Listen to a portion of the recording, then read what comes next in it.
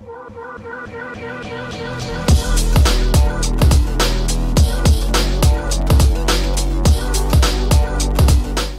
evening, ladies and gentlemen, and welcome to another episode of Paravine Network's Into the Rift. We have a great show planned for you tonight. We're actually going to be talking a lot about, surprise, surprise, the group stage from the 2014 World Championship. We're also going to be getting into the quarterfinals a little bit, and, like we close every show, we will have a fan Q&A. So, if you have a question, if you're listening to our discussion and you want it to go a different way, go ahead and ask that question in chat. The moderators will pass it to me, and we'll save it till the end of the show, where we'll be glad to answer it. Before we get going on the groups, I do want to have a chance to introduce the panel as well as myself. I am Thomas Watts. I am your host for the evening, and I am joined by three Paravine writers. Stephen Nguyen, Dave Troop, and Chase Wassenaar. Wave, guys, as I say your names. So, like I said before I was introducing my panel, again, thanks to them for being with us tonight. We're going to do a little group stage discussion. Let's start off in C. We're going to go C to D and then moving on. Group C, I have a burning question just overall, and it's actually going to deal with Fnatic. Obviously, Fnatic, in terms of most fans, underperformed. They were last in the group. So, Chase, this one's for you. Given their performance, does Fnatic need to look at changing their roster going into the 2015 season? What do you think about that? I mean, you certainly have to look at it as an option. And I know that's not going to make a lot of European people very happy with me. But as someone who picked Fnatic to make it out of this group stage, I had mixed feelings about what I saw from them. You saw, that, great win against Samsung Blue, where they looked really dominant. Rekkles had an amazing performance throughout the tournament. That bot lane was just dominant in pretty much every game that they played. And with the exception of that first OMG loss, Xpeke looked good.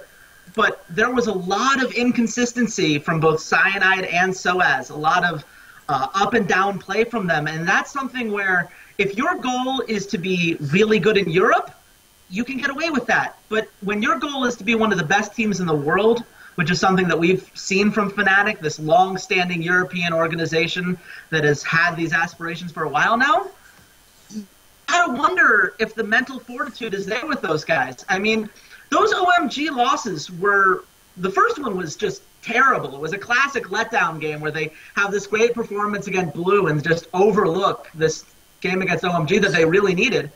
And yes, you could say that the second game came down to a really weird home guard interaction.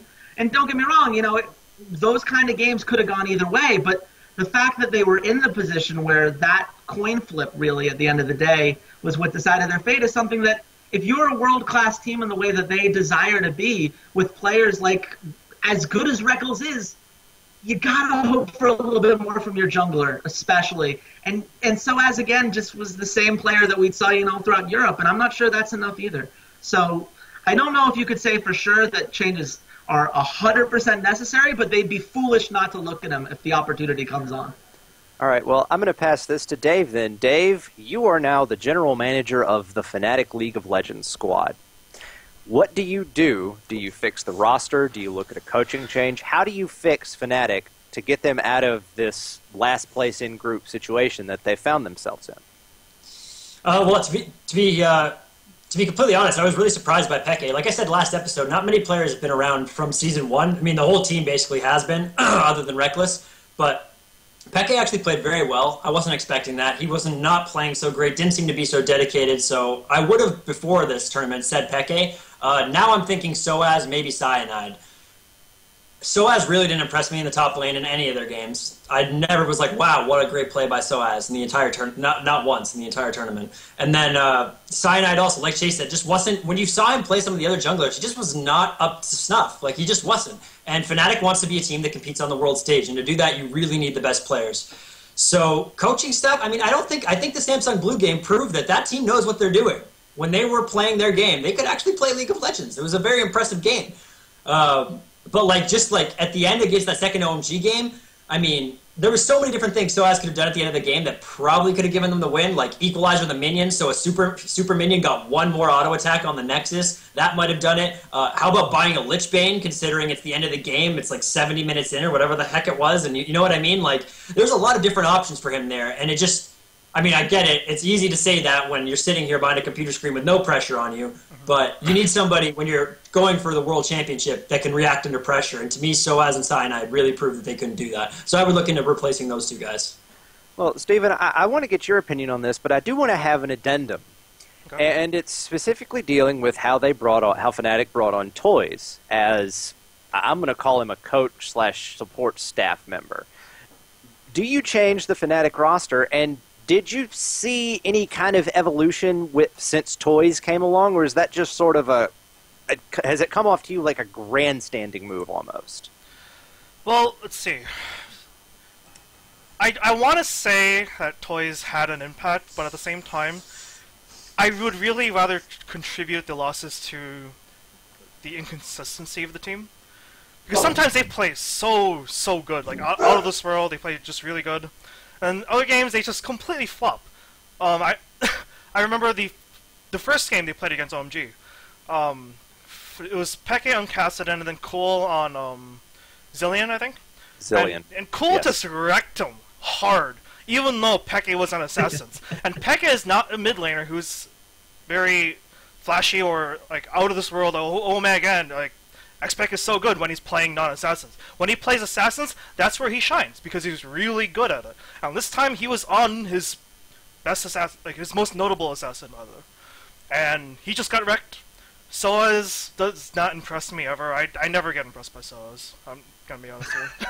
I don't know. I mean I don't watch Fnatic as much, but I never look at Soaz as this is a top laner I wanna be like, because I main top lane, right? But I don't know, like this, it has to be something with the roster. I mean, sure, whether or not Toys had an impact or not in such a short time, their inconsistency has been there for way longer. And in a way, I would call Fnatic the CLG of this tournament. You win one game to give fans false hope. They beat Blue, and everyone's like, oh yeah, Fnatic's trying to get out of this group now, and then they just completely lost, got wrecked. But I thought Alliance, i.e. CLG EU, was the CLG of this tournament. Like, not to jump to Group D2 ahead of time, but isn't that like the perfect, like, win against, you have a perfect game against White Shield, lose to Kabum? Like, isn't that the CLG way at heart at the end of the day? The CLG NA way, not the EU way. I think it's different sides of the same coin at that point. So, Steven, if I'm understanding you correctly, you would look at potentially replacing Xpeke and Soaz? Okay, is that where you're going, or I would maybe hold on to Xpeke for a bit. It's not like he's completely bad or anything like that. I would look into replacing Cyanide and Soaz. Soaz, I already explained why. Cyanide, I would say because Cyanide used to be that jungler where if you had maybe one item, you would still do all the work. Like if you was playing Lee Sin, if you just had one item, you'd still get that like incredible engage, and the team would clean up, right? And then comes Season 4, where junglers actually have money now, and he's completely like off, just not notable. He's not like up to par to the other junglers now that junglers have more gold responsibility. Well, that's fair. So it sounds like all three of you would look at replacing Soaz and Cyanide. Fans in the chat, if you have a differing opinion or you'd like to ask a question regarding this topic, feel free to pass it along, and we'll save it for our Q&A, which will happen at the end of the show. But anyway, let's move on a little bit. Dave, I'm going to pass this one to you. I want your opinion about the other, let's call it the other last place team, because they ended up tied. LMQ. Obviously, LMQ came out like gangbusters, and then they promptly fell flat on their face. So Dave, what did you see coming out of LMQ, and do they have anything to look forward to with the start of the LCS season in 2015? Well, Zhao impressed me a lot. I thought he played very well. I mean, especially that one game where he played Fizz against Dade, when Dade was on Yasuo. Like, the amount of insanity at the beginning of that game was just so fun to watch. I mean, he got away with his life at the beginning of that. That was a really entertaining game. And I thought he played really well for the majority of the tournament. Their bot lane did okay, I guess. I mean, I think the biggest problem is that Vasily really likes playing with those zones of those safety zones, right? Because that's normally what Zhao creates. But he played a lot of Fizz. That's the only thing I don't understand about Zhao is I don't understand why he picked the blind pick Fizz in that Fnatic game. Because Peke just destroyed him with Lissandra. But other than that, I thought he played pretty well. The obvious real sore spot to me that it kind of gives me a bit of a worry for next season, because LMQ can't replace any of their players with anybody but a North American native, basically, because they're all exempt non-residents for the rest of the season. So they have to keep their lineup or bring in somebody who's primarily English, and they have communication problems, unless they can find like a Chinese American, basically. But Ackerman played great in the first 2 games, but I'm not sure if that was him playing great or their team just performing so well in comparison to the teams they were playing that he just got to make look good because their team was winning the game. But after that, he just got stomped every game. He did nothing. He fed. Most games he was like 0-5. Like he was putting up terrible, abysmal numbers. You cannot have that if you're going to be a team at Worlds. That was a massive liability, and I think once teams realized that, they just picked on him. You just saw it. He got just destroyed, and he couldn't really do anything. So that's my one real big point of concern. But, I mean, to be honest, I gave LMQ 0 credit coming in here. I didn't think they were going to do anything. So I think they can hold their heads up high. I mean, they played pretty well, especially considering the most analyst predictions of where they were going to end up. Well, I think that's fair. Chase, you had mentioned something pre-show about this. Do you want to jump in on the what you thought about LMQ? Yeah, I was going to say, I was one of those people that thought that LMQ could serve as a potential spoiler for this group, and certainly those early games against OMG and Fnatic kind of served that purpose. But at the end of the day, what I look at this team is I think they benefited a lot from what Bill Simmons coined this term in traditional sports, the nobody believes in us theory. You know, this was a team that I think a lot of teams were willing to overlook because they were the 3rd best team in North America. That had all these management issues that had kind of ruled them out in a lot of people's minds. And so I think they were underestimated a bit. And the problem when you underestimate a team like LMQ is that they have players in Zhao and Vasily that love to take advantage of any little opportunity you give them. So if you're not on point, if you're not focused and making sure that you're playing your lane to the best of your ability,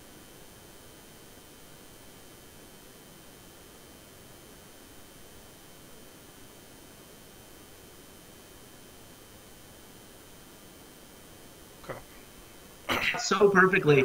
As soon as they realized that they could get in Ackerman's head, they just punished him all day long. And it really did feel like there was just, I don't know if it was a mental exhaustion. I mean, this is a guy that, throughout Season 3 World seemed to handle the pressure just fine, but he really just looked out of sorts, even after the game as he was leaving the stage. Like, he never, once he got crushed by Acorn and Blue, like, he just never mentally recovered. And it just seemed like he was so worried about not making a mistake. It was in his head. And I think when you get at that point, it's really hard to recover. And you combine that with the fact that Moore has never been an amazing support player. His vision control has always been a little bit iffy, and they've really always focused on having these kind of big calls and hoping that it works and just pushing with everything such that even if their vision's not quite off, they can usually get away with it. But you can't get away with it against world-class teams. They certainly couldn't against Samsung Blue. And as the tournament went on, I think teams really figured out how to beat them and push that very well. Do I think that that's something that they can fix in the long run? Sure. They've only had one split of LCS experience. And I think that's something a lot of people need to remember is that they haven't been at this level as consistently as other teams have. I want another year with this roster before I'm willing to give up on them, especially given the fact that it's going to be really hard to find someone that they can integrate into this team. So I want to give them a little bit more time before I talk about switches. But yeah, unfortunate that they really fell off after the first couple games. Absolutely. Steven, I want to get your take on this, but again, you're going to get the little addendum that I'm getting from both of them. Special Steve. Well, I mean, I'm launching them softballs. You get baseballs. You can probably hit them further, but they're harder to hit. How's that sound? Sure. No. One thing that neither Chase nor Dave really brought up was the jungler No Name. What did you think of No Name's performance specifically? And then on a team level, do you think that LMQ picking up Fly, the former Gen Air Green Wings player, how do you think that's going to help their team? Do you think it's going to, for lack of a better term, Koreanize the squad, or is it just going to be tweaking here and there to get them to that level where they could get out of a group next year? Well, No Name just... I honestly have no idea what he was doing in those... I mean, okay, they went 2-0 and everyone's like, yeah, America! And then the next 4 games, No Name was like, I'm gonna be a walking dead man, like, all across the map. I don't know what he was doing. I really don't. I tried rewatching one of those games, but I couldn't stomach it, and I just went on to rewatch some of the other games, but No Name just didn't impress me. I think some people... I was on that kind of, like, Ackerman needs to get benched kind of trained for a little bit, but I'm willing to give him another shot because they did, this... Okay, I remember Dexter, was talking to Hai at that one episode of Chase on the Cup, and Hai asked... It was that one game where he kept camping, who was it? Zion, or something. He kept camping Zion Spartan during the relegation match or something. And then Hai was like, why did you stay top for like 7 minutes? And then Dexter said there was this Korean thing, when you were scrimming in Korea, they did this thing where you just you give up the first dragons to dumpster on their top lane so hard that they can't do anything. It's like, okay, well, you get the first dragon, and then guess what? We're team fighting. Everyone's level 9, and their top lane is level 5. And I think that's what the goal was. Obviously, Dexter didn't pull that off because he got, Zion got smart and got all the XP he needed when he was laning against double. And but Ackerman didn't. Ackerman got crushed and nothing out, and people were just like, you know what? We should just do that against Ackerman too. I'm willing to give the benefit of the doubt for Ackerman in that sense, but Ackerman needs to be able to deal with the tilt better. He definitely tilted because of those games. No Name was something completely different. Like, Ackerman's the one getting dumpstered in top lane, No Name just kind of sitting there doing nothing, Yeah, No Name never reacted to it. Yeah. As for Fly, I think it's just fine-tuning, because I want them to keep the roster for a bit more.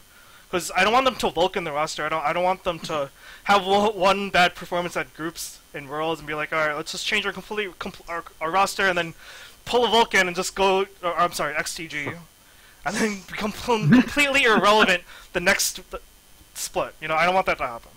Yeah, well, it wasn't even bad, right? I mean, like we said, I don't think any of us predicted them to get out. So I don't think any of us predicted them to even win a couple games. So. Most people predict them to go 0-6.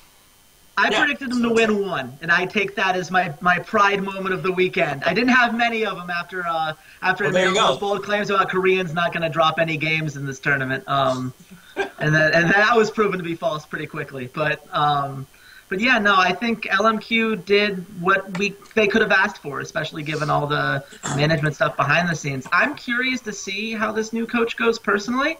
I always find with management, there hasn't been a lot as far as studies and whatever of concern to see whether the difference we see with new teams is having that coach specifically or just players making an impact because they don't have to spend as much time on other things and they can focus more on the game. It's hard to tell where the free time versus the actual person comes into play.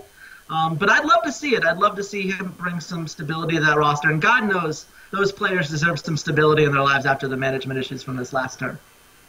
Well, absolutely. And I think it will be interesting to see if the practice habits that Fly acquired from Jin Air, and that's when I said Koreanization, that's really what I was talking about. It's the constant practice, the practicing almost with a purpose, which is I think what Korea does better than anyone else. But let's move on, and let's talk about the number 2 seed out of Group C with OMG. And Steven, I'm going to loft you a softball and let you go first and mess with the other two on the panel here. But obviously OMG had to mount a comeback, and it was fairly impressive. Had to mount a comeback over the entire weekend on top of the Fnatic OMG game that we can talk about if you'd like.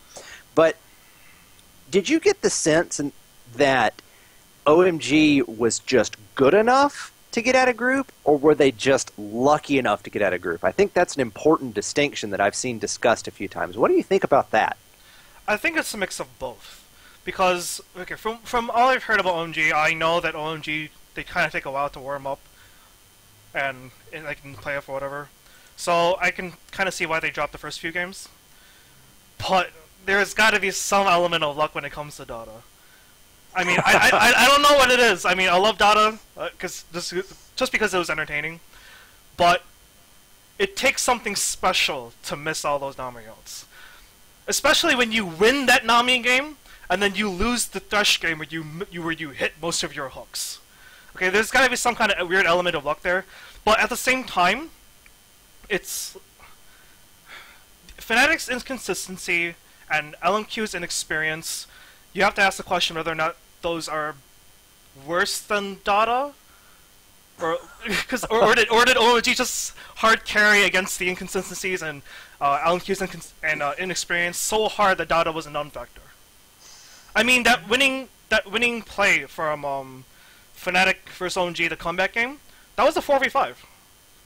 Ackerman, no, I'm sorry, Going comes in from the side on Rise, Flash, Rune Prisons, and then they just win the 4v5, and they just push to win. And Dada was dead, he was already picked off. So I think there has to be an element of some luck, and a lot of OMG just hard carrying Dada. Well, Dave, do you disagree with Steven's sentiment? What about your take on this? Yeah, I think Dada was probably the worst player, maybe one of the worst players in the tournament that I've seen, to be completely honest with you. I wouldn't put him below Dark Passage. No, you're right. Some of the guys on Dark Passage were pretty bad.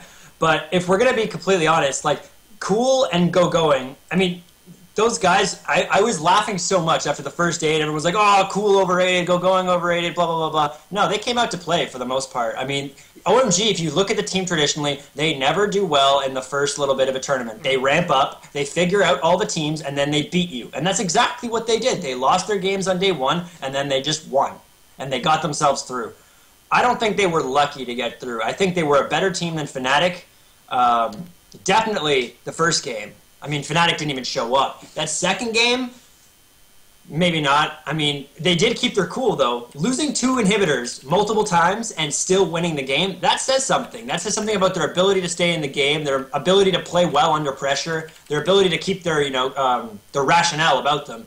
So I thought that they were going to get out, and they did. And I don't think it was luck. I think that's the team. Like, I don't think those first 2 games, I don't think that's representative of OMG. I think that's their traditional, we're ramping up in a tournament. And I think that you might see that. The only thing that worries me is you might see that in game 1 of the quarterfinals from them, if they have a traditional, if they do that as well. And then that could be problematic, because in the best-of-5 series, it's really hard to win a best-of-5 when you're throwing away the first game or 2. That's fair. Chase, I'm going to give you the baseball here, the slightly harder question that you can kind of chew on a bit. Awesome. Steven made an interesting point, just to kind of expand on the luck versus good thing, when he said LMQ's inexperience and Fnatic's inconsistency that kind of almost defaulted the OMG win, the OMG second place. Do you agree with that? Is it that somebody had to get out second and OMG just stunk the least, given the other 2 teams in the group? Or is it that, like Dave said, OMG they kind of had to power up and go Super Saiyan to become a really good team? Well, I'll put it like this. There were a sequence of events that you saw that they benefited from that were not necessarily particularly likely. They just so happened to play Fnatic right after they had that big Samsung Galaxy Blue win, where they're on top of the world and they're not really thinking about anything else, and they kind of, it's, again, that classic letdown game feel. If they were maybe, played them on day 1, when Fnatic, still has to be focusing on every game, and they're not putting all their attention on this Korean team that they're playing, maybe that's a different game. Maybe at least they show up to that game. I don't think that's saying something too crazy. If the home guard reaction is like the tooltip, what people thought the tooltip meant, it was a very awkwardly phrased tooltip. It's kind of misleading in some ways, but, obviously that's the way it works, and that's awesome, but they were that little bit away. Had it worked the same way the mobility boots does, we're not having this conversation. It's Fnatic that's going on. And there are several other times in which Fnatic could have closed out that game with a couple, nice moves that Dave pointed out earlier, a Lich Bane or anything else. So, are they lucky to get through? I think anyone that plays the way they did the first couple days of the tournament is lucky to get through. You can't throw away the first, day and a half of a tournament just because you take some time to warm up. That's not how Worlds works. And you certainly can't do it in a best-of-5. And that's the thing that worries me, though, with, I think some of that masks a little bit some of the bigger problems with this team. I think Going leans on Maokai really hard. And that's a problem when Rumble's so popular in this meta. Either they have to devote a ban to it, or people can ban his Ryze and his Maokai, and I don't know what he does. He did not look anywhere near as good on those other champions when he was on his 3rd, 4th choice. And I think that's a problem given how important his strength is to that team's success. I think Dada is a huge problem because when they're going up against, teams with actually decent bot lanes, you can't just throw that lane away. And, there are a lot of things that say, he placed a lot of wards. Apparently he had more wards per minute than even Mata did, according to some stats that I've seen thrown around. And that's fine as long as you're doing the other part of your job. And his skill shots are terrible. That's a problem. And, like I said, you can make some cases again. The luck is going to bounce somebody's way. This time it certainly bounced OMG's. And I think you have to give them at least some credit for taking advantage of the opportunities that they were given. Even if the luck bounces their way, they still have to capitalize on it. But at the same time, do I feel good about their next series? No. No, I don't. I think there's some severe problems with this team, and I don't know if a week is enough to fix them. I think that's fair. Before we move on, I think we have talked OMG to death a little bit. I want to remind our chat, if you have questions for us about anything we've said or something that just occurs to you throughout our discussions, feel free to pass that question on, and that question will be passed to me, and we will answer it during our Q&A session at the end of the show. We do appreciate your questions, so if you got something, feel free to give it to us. Anyway, first place, the Korean Overlords of Group C. Samsung Blue, 5-1, moving into first. They get a game against Cloud9, which some people think is going to be a 3-0 stomp on the order of things that you don't see very often, but we'll talk about that later. My question to Dave. Dave, you'll be my guy for this one. 5-1, they had that a shocking loss to Fnatic, completely unexpected from the majority. Do you think Samsung Blue is going to use that as fuel to just run roughshod over the rest of this tournament? Or does that loss, does it put Samsung White, arguably a more talented mechanical team than Blue, does it put White even further in the driver's seat to win this tournament? What you think, Dave? I don't know. That first game, Dade is known to be an incredible Zed player, and he did not play so good on Zed. I don't know if that was a bad... everybody has bad games. I know we like to joke that Koreans are robots, but I'm pretty sure they're humans. If you shoot them, they die, that sort of thing. So he could have just had a really bad game. That's completely possible. And I think that depth... you saw how broken he was after that game. He just broke down into tears. I think there might have been a little bit of pressure on that team, especially because Dade is part of that, famous Ozone failure. Especially after that first game, all you heard was, "Oh, Dade is going to choke again at Worlds. He's going to play terrible every game." It shows you how hysterical some of the fans are, really, how quick they are to jump on a bandwagon or a train of thought. But I don't think that one bad game, if there had been multiple games that were bad, maybe. But I think they played pretty clinically for the rest of that, damn near perfect in some games for the rest of that, for the rest of their group stage. So I don't think that just because of that White's going to somehow beat them. Blue's beaten White twice in best of fives. And for me, history repeats itself. It tends to. Some teams just have another team figured out. And maybe White has finally figured them out. White sure looks strong. It's definitely going to be a fun series. I'm stoked for it when it happens, but I don't think that that's necessarily an indicator that just because they lost one game to Fnatic, who played very well in that game. That was a very, that wasn't a game where both teams, made tons of mistakes. And no, Fnatic actually played quite well that game. I think that was an example of Fnatic's upper skill ceiling and their ability to play the game when they were on point. So I wouldn't be so quick to say that they're suddenly now going to lose a best of five that they've never traditionally lost. Well, let's get Steven's take on that. Steven, is White in the driver's seat because of this loss, or has Fnatic awakened the sleeping giant that's about to crush this tournament? I think they awakened the sleeping giant. Okay, so when Blue lost to Fnatic, Death was crying, and then they came out the next game, they crushed. When Reckless cried after that game, they came out the next game, they crushed. It's fuel. These teams have players who are so willing to win that they just want it so bad. It's going to be fuel. I don't think it puts White automatically in the driver's seat. Besides, Blue team kills White pretty often anyway. they beat him pretty good in both Champion Summer and Champion Spring, so that's something to look forward to, assuming North American fans can stomach the fact that their favorite teams are probably about to get obliterated.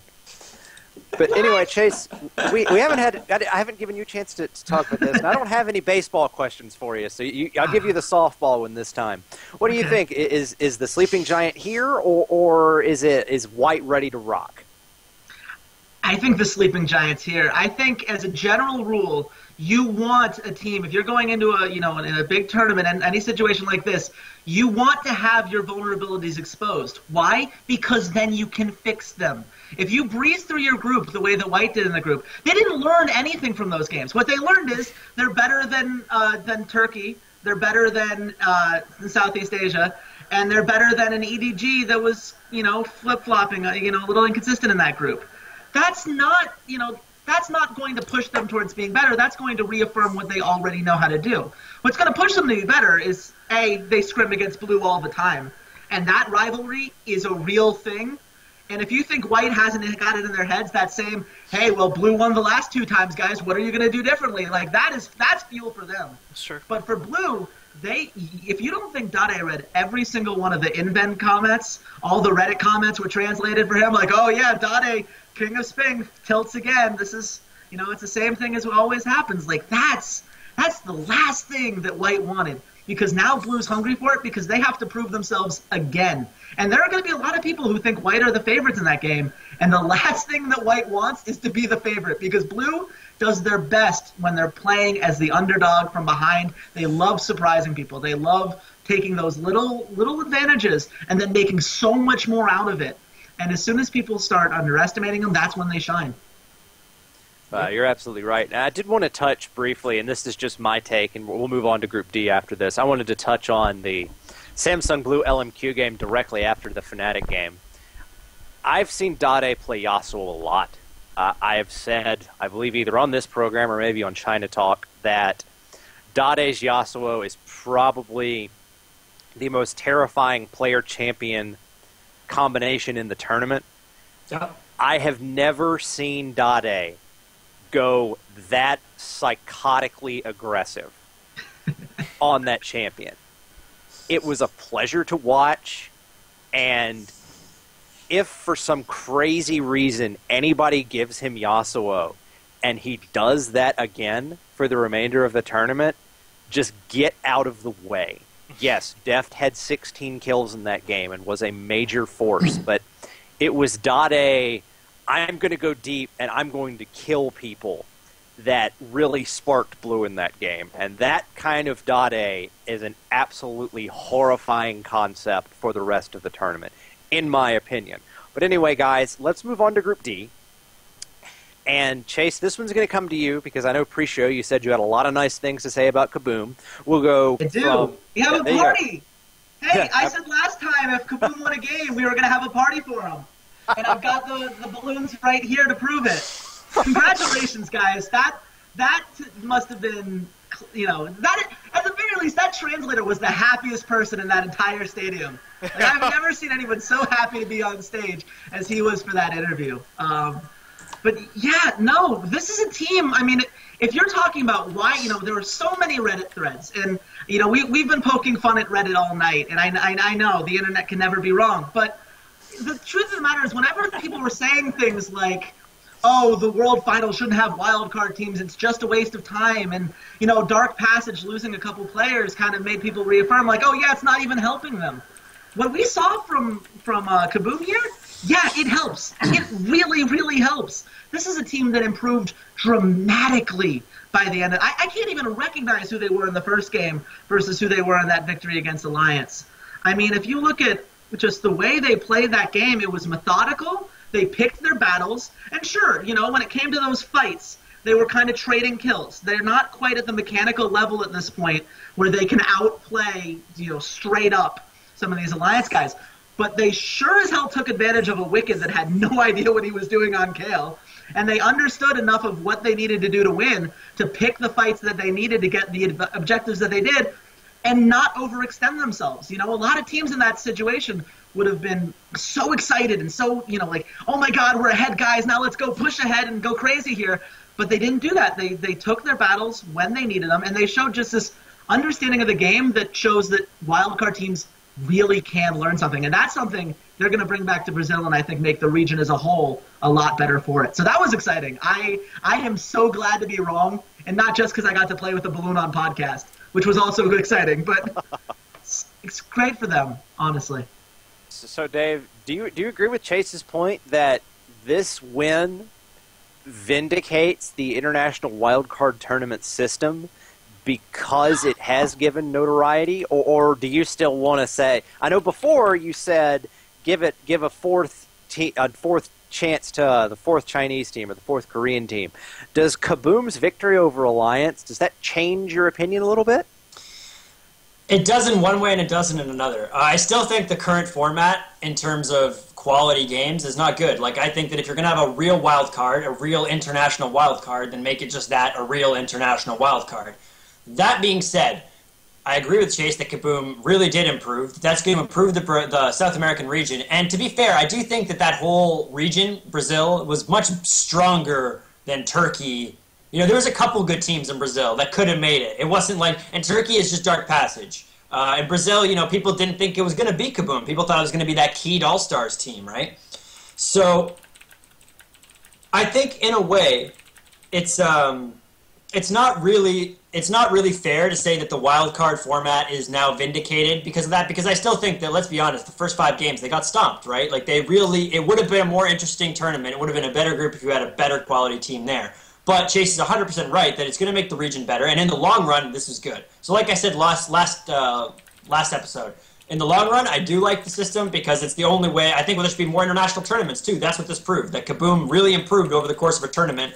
So let's play more. I mean, this is fun. The whole world is loving it. Let's have a few more of these international tournaments where you can have a team like Kabum or Dark Passage come and get whooped a couple times. So then that way, when the actual international wildcard tournament comes up, they're not going to be written off. You know, you could say, hey, Kabum could actually beat a 5th-place Korean team or something. That's the ultimate goal, right? That's what we want. Because I want these regions to have representation there. I just legitimately want them to be a top 16 in the world. Top 16 team in the world. Right. Well, Steven, I think Dave did have a good point. I do kind of want to massage the conversation to fall into Dave's point.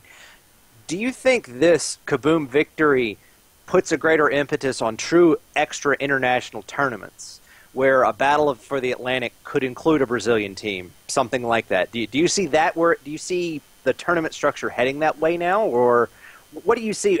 What does this victory for Kabum mean to you as you look across the League of Legends landscape? What this victory means to me when I look at it is that we do need more international tournaments, because I've looked over some facts on the Brazilian scene after the Kabum win. One of my friends at GGC, Emily, she wrote an article on it. She kind of learned a lot about it, and it seems that Brazil has a lot of good players, but they don't have the exposure or the experience to really become good.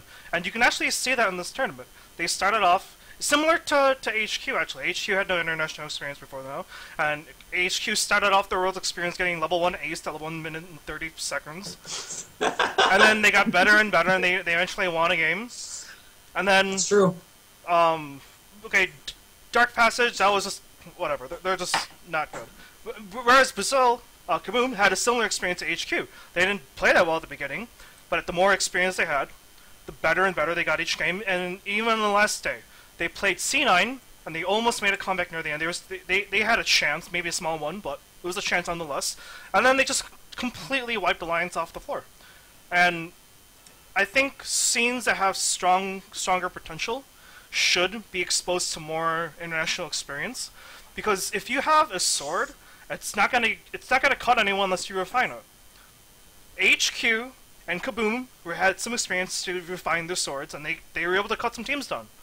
So maybe, I don't know how we would structure a new qualification system for Worlds or anything, or how we might restructure the wildcard tournament, but I do think this is a good rousing call for teams to get international experience. I don't know if Riot's going to do it, I don't know if they should just go to IEMs or whatever, you know, but I have hope for the region. I think they're going to be really good, and if they had more experience, I think they'd be great. Absolutely.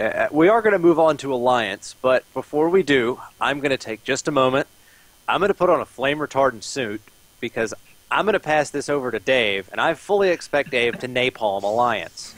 In previous episodes, if you have missed them, please go back and watch the VODs for one.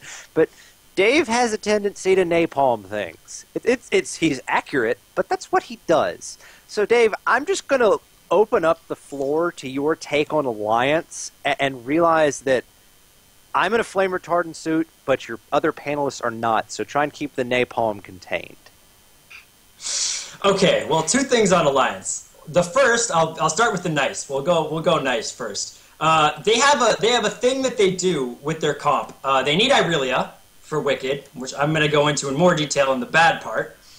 Then I like Froggen on Ahri a lot, or Syndra. I like him on these wave-clear assassins. It gives him the ability to use his mechanical abilities to kill people and carry a game, which he's so good at. But like in that Kabum game, we saw one of the issues was that they did not have wave clear. They had a very difficult time. And that's because he was on Fizz.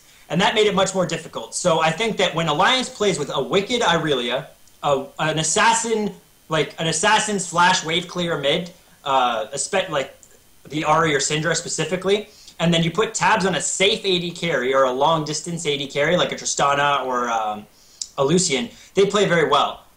Now for the bad. I spoke with Shaka because I'm not a fan of Wicked. He can't play anything but Irelia. Let's just be honest. This tournament really proved that. He really cannot play a champion besides Irelia. And his Kayle was awful. Now, we have a guy at Paravine, his name's SHRC. I think that's how you pronounce his name, SHRC. I'm sorry if I'm butchering that. Follow him on Twitter at SHRC, I believe. Yeah, I believe that's what it is. Give him a follow if you want to, but anyway, go ahead, Dave. He's also known as KayleBot. He's a challenger or a Diamond 1 Kayle player in Europe. So let's pull up the stats here for what exactly Wicked did. First, his runes. Three ability power quints. That's okay if you take attack speed, but he didn't. He took magic pen marks, health seals against a rise, and 9 flat magic resist glyphs. Now, as KayleBot was so nice to point out to me, you need attack speed in that rune page for Kayle. It's necessary. Also, against a rise, why are you going with flat AP? Why aren't you taking scaling? And then health? I mean, it's just, that didn't make any sense. So his runes were terrible to start. Secondly, by the end of the game, he had not maxed his Reckoning. He maxed Divine Blessing second for an extra 5 movement speed and a little heal. Now, I'm not sure if that's because they didn't have any wave clear, so they were getting sieged all the time, but Kayle's Q is a huge part of her kit. He never even had that. Then third, just look at his final items. He didn't even have 2 completed items, okay? He had a Nashor's Tooth at 40 minutes. He had a Negatron Cloak, a Doran's Ring, Merc Treads, and then the 2 parts of Zhonya's, but he hadn't even got the active yet. In 40 minutes in a professional game, as a top laner. Like, I'm sorry, but Alliance to me plays very well. Froggen proved that he's incredible. I mean, he had some misplays on that Fizz in that last game, but I think he was just trying really hard. Like, he was just freaking out a little bit. Wicked's Kayle is terrible, and I seriously question why that guy is on a top team in the EU. He should not be. He can only play 1 champion. Yeah. That's it. Chase, what do you think? I'm sorry. I was coordinating in the background. Understandable, and it's rough. I mean, I used to be an Alliance fan. People could go back in the spring, and I lost it when I realized that Wicked has not developed in the last couple of years. He's still pretty much the same one-trick pony that we've seen for a while, and that's a problem. It's a problem that Nif is not a world-class support, like, at all.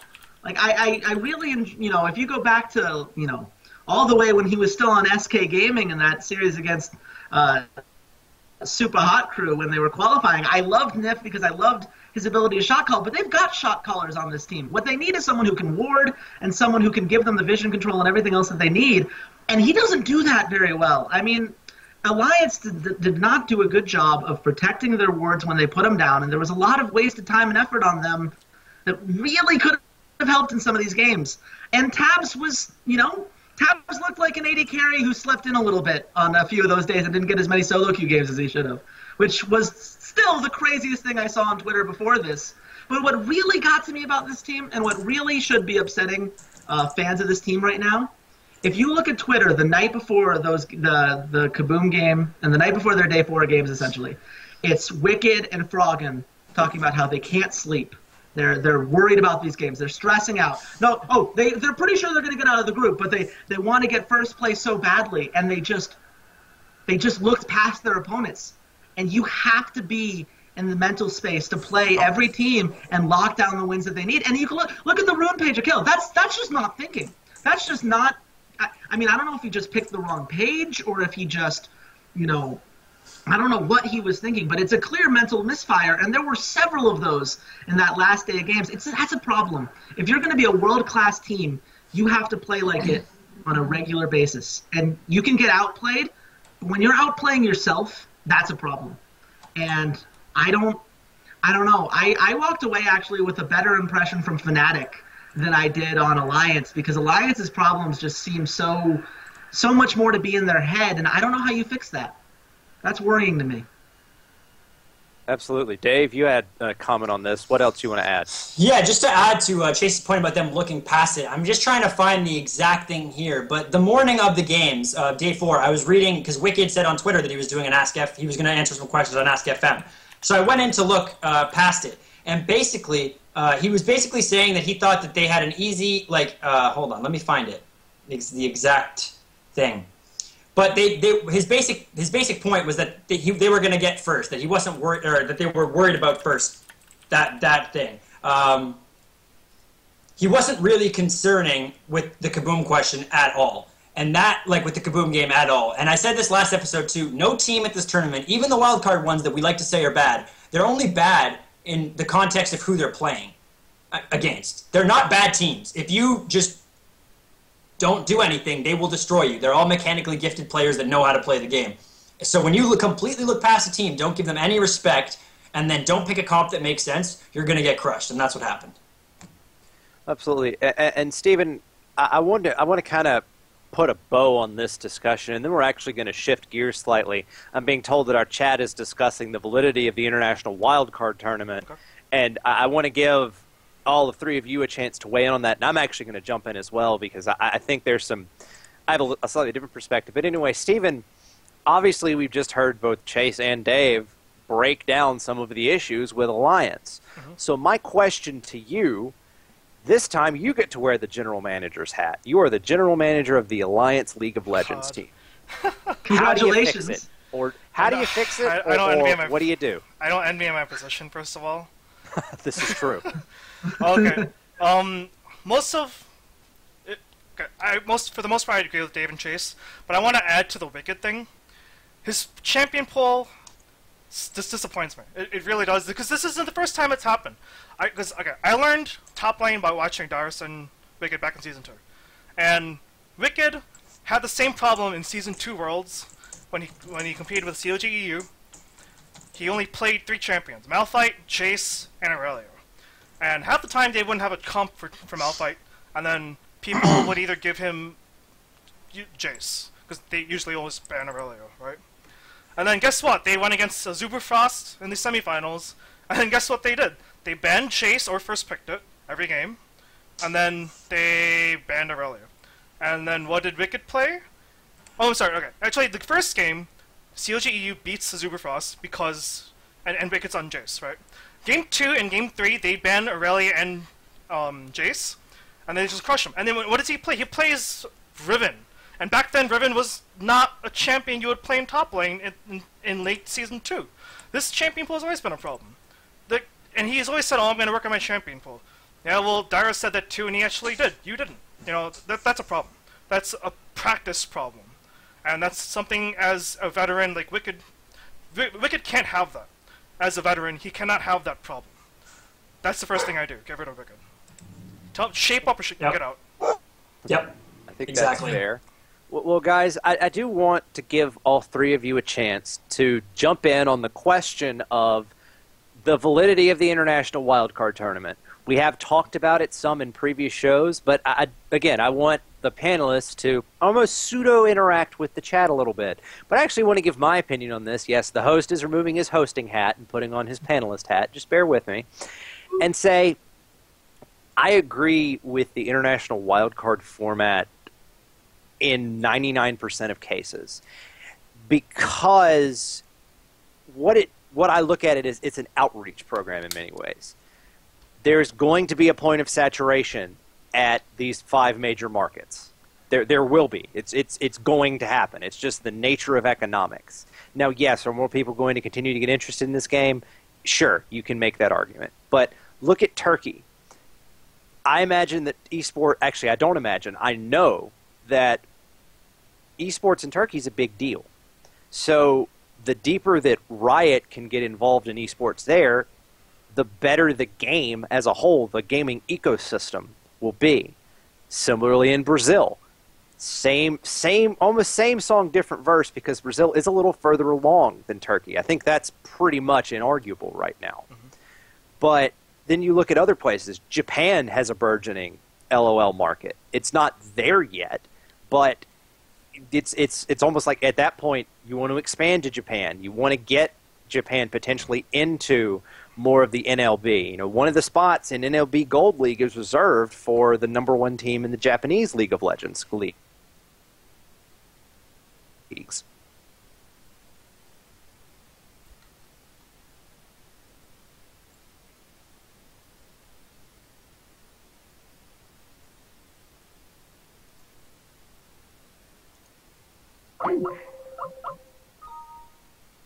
Longevity of esports, that's kind of one where I think the League of Legends community, the League of Legends esports player base, has to take one for the team and just kind of understand that the needs of the many outweigh the needs of the few. That's just my personal view. Dave, I kind of want to get yours on this. I know we've gone back and forth privately. How do you see this? You did say you didn't really agree with it as is, but does my perspective, does what I just said, does it change how you think about it at all? Or the hell with it, get another Korean team in there? No, I completely agree with you that in the long run, you're completely right. I'm just selfish. I'm gonna just admit that. I don't want to put up with the 2 or 3 years of me watching a team get stomped. Like that's. I mean, I think it's the exact same. I said this on the last show too. So if you watched, I'm sorry to bore you, but I'll just reiterate it really quickly. It's the same basic thing as the LCS expansion. In the short run, it's going to suck because teams are going to get stomped. You're going to have this Dark Passage versus Samsung White annihilation thing that happens. But in the long run, those teams will get better and they will get stomped less, and it will be good for all of esports. So because I'm trying to get involved with esports, I like the fact that in the long run. But in the short term, I wish there was a better way. So I really think that it might be just a good idea. That's why I'm advocating more international tournaments to speed up the process. You know, only playing these teams once a year is not going to make them better quickly. But I definitely agree with you. The more Riot can get involved and make things better in some of these smaller regions and promote competition, the better it is for the game. And I mean, that's what we all want, right? We're all League fans, so. Absolutely. Chase, you didn't have as much of a chance to talk about the international wildcard tournament we were discussing, Kabum. So where do you stand on this issue? You know, what do you think about the tournament and the long-term prospects angle that I personally took? Well, I think Dave hit it on the head at the end that it needs to be a full-on push from Riot. It can't just be we have one World Finals tournament where these teams show up and we see these regions for a couple weeks and then they fall out of the group stage and we forget they exist for the rest of the year. That's not going to improve these regions. One big spotlight, we already saw what happened with Dark Passage. An individual team is a very fragile unit. Things happen, players move on, people, go on to do university or whatever else. You can't bank on just one team coming back and giving all this knowledge. But if you're going to make a push, then it needs to be a fully concerted effort. It needs to be multiple international tournaments throughout the year. And it means, it means Riot's going to have to let loose a little bit of control and some of the LCS scheduling and everything else that they do, because they're going to have to free up teams from other regions to be at these things. And that's difficult. That involves structuring, that involves planning ahead and really making a concerted effort. But for me, I feel like Riot needs to choose what side of the fence they're on. And if they're going to go for, we're going to push this game and try to spread out these international regions, they need to go all the way with it. They need to make it a top priority so that that these teams can really become something. Because one tournament a year is not going to do it. Now, that being said, I do believe no matter what they do, I like having the wild cards there. Because to me, what is Worlds? It's a celebration of the thing that I love in this world. I love League of Legends. I love watching it. That's why I'm here. I wouldn't be on this podcast if I didn't love watching these games, love the excitement, love the fans, love the stories, love all of it. I love this thing. And you get these wildcard teams, and they're just so happy to be there in so many ways. I mean, look at the Kabum fan base. Look at that translator when he came on stage. Look at their faces when they won that game. Like, that's what League of Legends is about for me. And that's why we play these games. And I think sometimes we get lost in that because we're like, oh, let's make the power rankings and look at, which of the 8 Korean teams are going to be in the top 10. And that's valid. And those are all fun conversations. And there's a place for that. But sometimes there's a place to say, hey, look, here's this region in Brazil and in Turkey that are trying, that are learning, that are wanting to put an effort out there. And let's celebrate them too, because they deserve to be celebrated for their own rate. Because they put in the time, they put in the hours. And I want to see them get their chance. And, some teams are going to take advantage of it. Some teams aren't. That's the nature of the beast. And that's why I think it needs to be a more fully fledged effort. But, man, I don't know how anyone could watch that Kabum game and say, screw the wild card, we're done, we don't want any of this. They're not like that. Because if nothing else, it was fun. It put a smile on. If you did not have a smile on your face by the end of that, you have no soul. Do I need to break out the balloon again? I'll break out the balloon again. If anyone's still, Well, if you didn't have a smile on your face, you're an Alliance fan, so there is that. Okay, that's true. That's true. 4 souls. Those four souls. Well, Steven, I want to get, before we shift back and do the final 2 in Group D, I want to get your opinion on your chance to interact with the discussion in our chat. What do you think about IWC? What do you think about that? And do you think the fully fleshed effort is where they need to go? And what's your thought about the whole topic? The floor is yours, sir. Okay, well, I do agree with Chase that they do need to give a lot of effort to these regions because, first of all, all these regions that are all the popular regions, Korea had StarCraft to start off on. China had Dota. NA and EU had Riot backing them. And that's why they're the biggest regions. And where does every other region stand? We gave you a Riot staff. You have Riot Turkey, whatever. You have Riot Taiwan, whatever. You have Riot Turkey. Just do whatever you want. Well, it doesn't do anything for them. It's all. I mean, I understand logistically maybe they don't have the money to support all of it, but yeah. So like Chase said, they have to lose some of their control. They have to go outside of their own company because unless they're selling Teemo skins at $70 each, they're not going to fund this alone. They're just not. Buy all of those, so I will buy them all. I will buy every. Maybe you can fund the Japanese scene for me, so I can get all my favorite voice actors voicing champions, whatever. But that doesn't matter. My point is they need to go outside their own funds because if they want actual competition, if they want to actually have this be a celebration of esports, which is their argument, they want wildcard teams there so this is a celebration of culture in esports around the world. They can't half-ass it. They can't just be like, okay, NA, EU, China, Korea, you guys are good to go. Other teams, you guys can come along to play for a bit. That's not a celebration. That's just for show, and they need to back that up. They need to do something. They need to go outside of their own company to help these scenes develop. Well, I think that's fair. And before we do shift back to talk about Cloud9 and Najin White Shield, I do want to remind our viewers we do have a Q&A at the end of the show. I already have 5 questions that have been accrued, and we'll be answering those and any more that you want answered during our Q&A session. Excuse me, I'm a little under the weather, so if I'm stuttering, that's why. I hope you will indulge me. But anyway, moving back into our discussion of Group D. Cloud9, North America's Cloud9. They, frankly, Dave, this is going to come to you. Since I loft you a softball since you napalmed the last group. I think Cloud9 put on an impressive performance. I think that Najin White Shield has some major problems on red side, but they are not unique in that problem. But what did you think of Cloud9? They pulled themselves together from a very disappointing North American regional final, and they put on a show. What was your impression of Cloud9? Well, first, I mean, their ability to play the macro game, I think this is the #1 thing I took from it. Their ability to play the map, to play the game, not individually, not mechanically, but to play the macro game. I might say that they're just as good as any Korean team because they were put in impossible situations in both of those Najin White Shield games where they could not fight them. They could not fight in either game, and yet the second game they almost won, and that first game they pulled it off. I mean, on day 4 rather, they lost the first one, they won game 2, and they lose game 3. But that was very impressive, at least to me, that ability to be that far down and not only keep your cool, especially in that last game in the tiebreaker where they lost. Keep in mind that Hyde's the shot caller, and he was like 1-7 at one point. So his ability, I mean, other than that one play where he went in near the end of the game and tried to cut them off mid instead of maybe just taking the inhibitor, their macro calls, despite him not playing great individually, were incredible the entire time. So my hat's off to them for that. I think they really showed that C9 just isn't strategical for NA, but they actually know how to play the game on a world stage, and they proved that. In terms of my concerns over them, I am a little bit worried that they almost didn't give enough credit to White Shield in the tiebreaker. I mean, when you watch that game, the first game on day 4, it was very clear, at least to me, that the Zed was hugely important. Hai played incredibly well on that champion. He plays incredibly well on Syndra.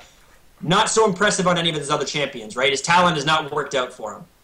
Meteos, fine. Balls on Rumble, also they banned away. So I think Najin White Shields, their idea of how to play that pick ban phase was so smart, where they banned away the Rumble, and then they leave both Zilean and Zed up, and they have first pick. That was really smart. I think that Zilean really should be a ban. Not so much because of his mid lane, but I think that stupid passive he has, that global EXP game, especially because if you notice in that game, what happened is that Balls could not take jungle XP because Meteos needed it to stay irrelevant because he knew he was going to fall behind because of the Zilean. So just that pressure from a support champion on the whole map is too insane. I think that you really do need to ban, especially when your primary champion is Zed and they're banning Syndra from you, you really need to ban Zilean. Because you can't play Zed into Zilean. It's just like you cannot do it. Well, that's my take on it. You're right. Running an assassin into a guy that revives is... not smart. No. That is one way to put it, Dave. Steven, I'm going to pass this one to you. Go ahead. You know, what was your take on Cloud9? Is it are they back, or is it that they've shot their load and now they're just going to get smashed going forward? I think they're back, especially considering how they performed in the NALCS. Sure, they were shaky in the NALCS, but then you come on the world stage and you play like that. I mean, I'm not expecting them to win every game, but I think they played way better than they ever did in the LCS this split. Obviously, there were some downs, some things you shouldn't do, but Dave already covered that, I think C9 just looked really strong in this group. They definitely played better than Alliance and Kabum. Well, that's a given, but I think they came to play, and I think they really made us proud as Americans. They did. Despite not taking them to come out of groups that took Alliance over them, I am incredibly proud of Cloud9, because they just put NA on the map in a way that I don't think many of us thought was going to be possible before this. They really showed they can play the game. Actually, I did. I trusted in Apple Pie. Yeah, I picked them to get out of this group. Though, to be fair, I picked them to get out of this group because I didn't like the fact that Tabs was sleeping in, and I did like the fact that they did a really good job on that on the Chasing the Cup reality show. I thought they said all the right things. So my reasoning was terrible, but I'm glad I was right. So that was cool. I mean, I love this Cloud9 team. I always have. I think it says a lot about our standards for this team, that being the first place team in the regular season, by far, the only team to have a winning record against other teams with winning records in all of North America in the regular season, winning every playoff game until they played a TSM that was out of their minds, and they still went to 5 games against a TSM that was out of their minds. Like, if that's bad, like, Cloud9's doing all right. And I think in this tournament we saw what happens when Cloud9's doing well. Meteos is amazing. I think the bot lane is sneaky good. I think they're one of those bot lanes that gets under... Yeah, you're welcome. It's one of those bot lanes that gets underestimated. Well, that is true. It's a sneaky good bot lane. It's one of those bot lanes, when you think of the good bot lanes in this tournament, you don't think of Sneaky and Lemon Nation, but Lemon Nation's a strategic god that knows how to get his positioning, gets the words that they need, gets the skill shots that they need, and is always there to help in team fights. And Sneaky is very good. When he gets a Tristana or a Twitch, he's able to make some big plays. And I think that's a bot lane that really deserves a lot more credit than they get. Now, that being said, he's a really good Corki, too. Yeah, and a good Corki, yeah, and which we haven't seen as much of it this world, surprisingly, because Corki's supposed to dominate all worlds. That was what was written in the League of Legends Constitution way back in the day. But, he does it well. And I think, there are problems. The red side bans, not so great. Hai's Talon, not so great. You don't want to pick that into Zed anyway. And again, when you brought up the Zilean point very well, definitely not the right choice there. Balls, I thought, was a little bit underwhelming on some of those AP utility champs. I didn't like his Lulu all that much. I thought he did a lot better when he could be on his Rumble or be one of those damage dealers like a Ryze. And I think they struggled against some of those really strong solo laners for that reason. But I mean, this is a team that you're looking at who the next opponent's going to be, and it's going to be Samsung Blue. And I think the biggest tragedy of this is that Blue, like we talked about earlier, is going to be roaring to go, and Dade and Acorn are going to be very happy to have some of those solo lane brawls. And Deft and Hard have just played out of their minds ever since they had that loss to Fnatic. So it's a terrible matchup for Cloud9, unfortunately. But I think no matter what happens, I think if you're a North American fan, if you love the apple pie, you got to be happy with how this tournament went down. I mean, two teams made it out of North America. No one came out of Europe. No one came out of Southeast Asia. Two North American teams. I don't know anybody who predicted that. So good on them for their performance for sure. Absolutely. And let's go ahead and put a bow on Cloud9 for a little while. I'm sure we'll talk about them more when we get to the quarterfinals. Let's finish up groups though and talk about Najin White Shield. Steven, I'm going to pass this one to you first. Okay. And I guess I sort of want your overall impressions, but more than anything, I guess the question from me to you is Najin White Shield now vulnerable, particularly when they're on red side, given what we've seen in this group? Maybe they showed a little vulnerability, but I don't think it's as bad as people make it seem like. Oh, people are like, oh, Shield is the only Korean team that lost, and Blue lost 1. People just chalk that up to Fnatic playing really well. Shield loses 2, and people think they're like the worst team, and I don't think they're like the worst team. If anything, yeah, okay, maybe they were a little shaky, but if people use the argument that best of ones mean nothing when determining strengths over one team to another, yeah, I could see that. Yeah, sure. Kabum beat Alliance once, but that doesn't make Kabum a better team. Well, does that mean Shield losing 2 best of ones makes them a really bad team? That doesn't make any sense either. That's not the logical conclusion. So I think they're going to be fine. I think especially in a best of 5 series, I think they'll be as strong as they showed when they went through the gauntlet, the Korean regional qualifiers. So my impressions were overall okay. I had some cringe-worthy moments when they did lose those 2 games, but I'm confident in them. Well, okay, but you kind of dodged my question, so I'm going to pass it to Dave. Oh, sorry. It's fine. No, it's fine. I won't hold your feet to the fire. I am a gracious, benevolent host. Dave, is Najin White Shield vulnerable, particularly on red side, given what we've seen through 6 games? Yeah, I'd say so, because I think the reason they beat Cloud9 in that game was their ban phase. To be honest, I really, really, really like the fact that they denied... Let's put it this way. Like I said, Hai's been really good on Syndra, Zed, Lackluster, and everyone else. So they denied him both those champions through the pick ban phase. And it didn't make... Their pick ban phase didn't make any sense until that. Until it was done. Everyone was like, oh, they banned Alistair. What's going on? But it was actually a really, really intelligent pick ban phase. They really narrowed it out. And then Meteos didn't. I mean, I'm hesitant. I'm hesitant to say that they're going to be vulnerable, but I think they will be just because of their pick ban phase. I think that it's part of their strength, and it's much easier to execute on blue side than on red side. So I'd say yes. I think that's fair. Chase, why don't you just kind of take us out with this off Najin White Shield before we can get into the quarterfinals? What were your thoughts about Najin White Shield in the groups? And do you see, like Dave, that they're vulnerable, or is it just kind of call it an anomaly in Najin White Shield? What do you think?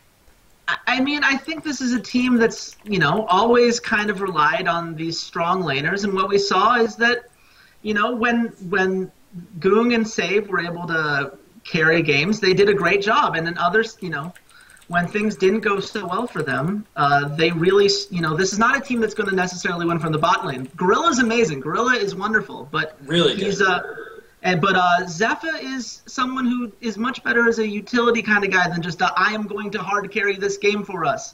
I honestly, when it comes to their 2 losses, I think that Alliance just played so methodically against them. It was kind of the perfect Alliance game. Just Shook was amazing. Wickd was amazing on his Aurelia. Frog and the team just all came together. And when you look at their loss against Cloud9, I mean, that was a super close game. And I think at the end of the day, what we've learned is that this was the weakest Korean team. This was a Korean, I don't think Watch is a perfect jungler by any means. I think he's kind of the weak player on this team, and I think that you can take advantage of that if you have a strong jungler like Meteos and Shook. But does that mean that, they're going to lose, when they're going to be playing up against, I think they play OMG in the next match? I don't know if OMG is the perfect matchup for them, because, they would love to go head-to-head with Going and Cool. That's where Najin White Shield signs, and I don't think Loveland is going to be able to particularly take advantage of Watch. So I think White Shield's going to be okay. I think they certainly have learned a bit, but I think they have plenty of time to make some adjustments as far as some of those picks and stuff go. And just remember, this is a sample size of 3 games on red side for them. 3 games says nothing compared to what they had over the course of spring and summer. And I didn't notice any discrepancy as far as their spring bans when they were the second-place team in Korea, or in summer where they had really rough series, a 5-game series against the Arrows, a 5-game series against SKTK. I don't think the red side bans were particularly egregious for them then. So I think this is more of a let's focus on the larger body of work. Let's focus on what we know about this team and understand that, yes, they have weaknesses that can be exploited if teams play really well. I just don't think OMG is the team that's going to do it. Well, I think that's fair. Guys, with that, let's actually transition into a little bit of quarterfinal discussion. We'll just go from top to bottom. Samsung, the 2 Samsungs, then the 2 Chinese, and then finally White Shield OMG. So, again, let's start with the Samsung White versus Team Solo Mid. Rolls off Friday, the 3rd of October.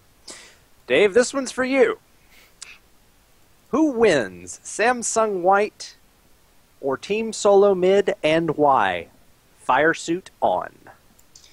No real fire suit needed. I mean, I think it's just Samsung White is just going to steamroll them. I don't see. I said this before, and hey, I have no problem being proven wrong. I'm from NA. I want NA to do well, but Samsung White looked scary in those games, and TSM looks good when they have a plan, but I don't know how easy it's going to be for them to plan and then execute and get that plan. You know what I mean? Be able to get the picks necessary for it and everything. So I don't know. I mean, I think that TSMs are